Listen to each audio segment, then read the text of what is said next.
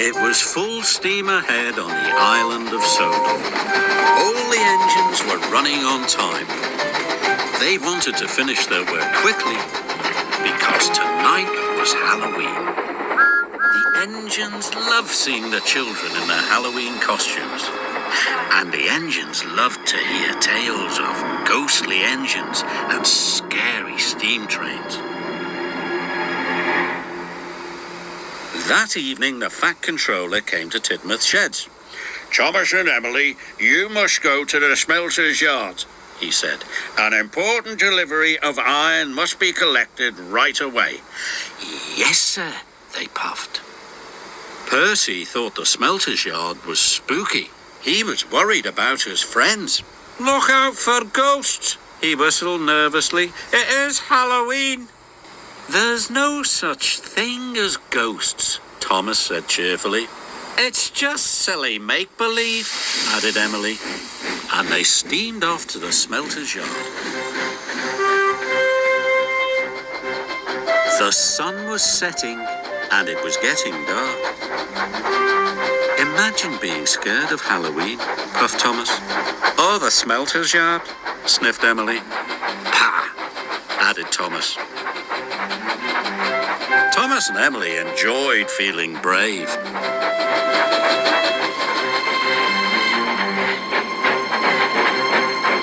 But when they got to the smelter's yard, it was very spooky. "Oh my," whispered Emily. "Oh dear," hissed Thomas. They puffed slowly through the piles of jagged steel and twisted scrap. The air grew hotter and smoke grew thicker.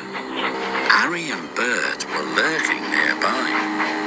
The two diesels saw the chance to scare a couple of steamies. When Thomas and Emily rolled by, they moaned and groaned.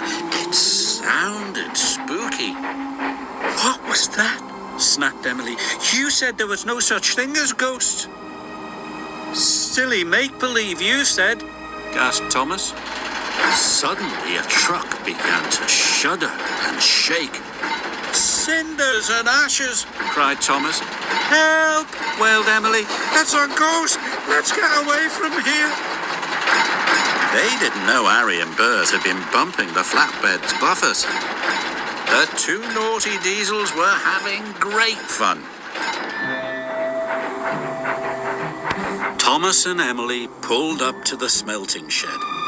They gasped at the ghostly shadows and fizzing sparks.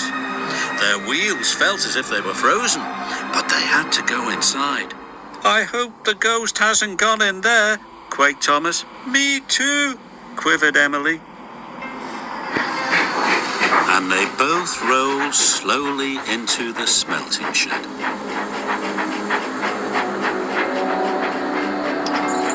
Inside, chains clanked and strange shadows danced across the walls. Must be brave, Thomas puffed. But it was spooky.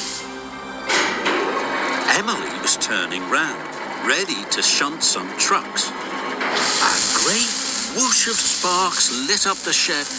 "That's my buffers," cried Emily. Emily was scared.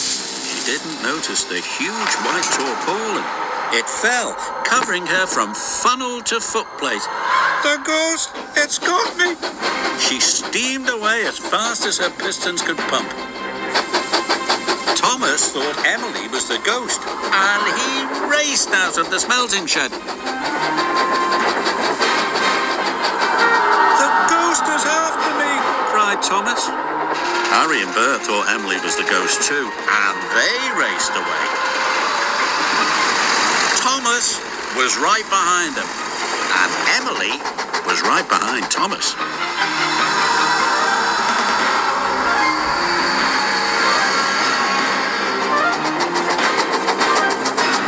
"Help!" Emily cried. "The ghost has got me!" Harry, Bert, Thomas and Emily raced towards Tidmouth Sheds. Tidmouth Sheds was quiet and peaceful. All the engines were fast asleep. Thomas's whistle soon woke them up. "It's Thomas!" cried Percy. "Something must be wrong." Suddenly, he saw Thomas, Harry and Bert racing into the yards. "Stop!" he cried. Harry, Bert and Thomas applied their brakes. They stopped just in time. "The ghost is after us," whistled Thomas. Percy was scared, but just then Emily raced under a signal and the tarpaulin flew off.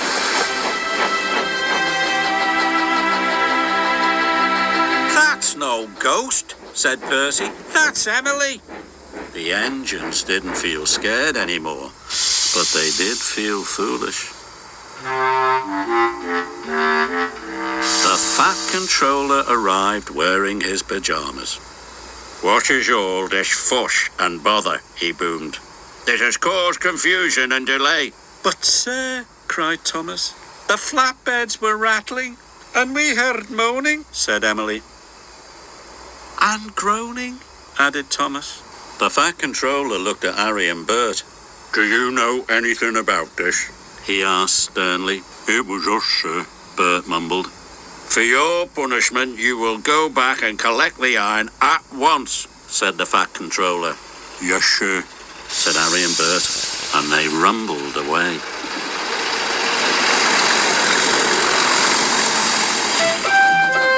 Whenever Thomas and Emily went back to the smelter's yard, they knew there was nothing to be scared of. After all, there is no such thing as ghosts. It was all silly make-believe.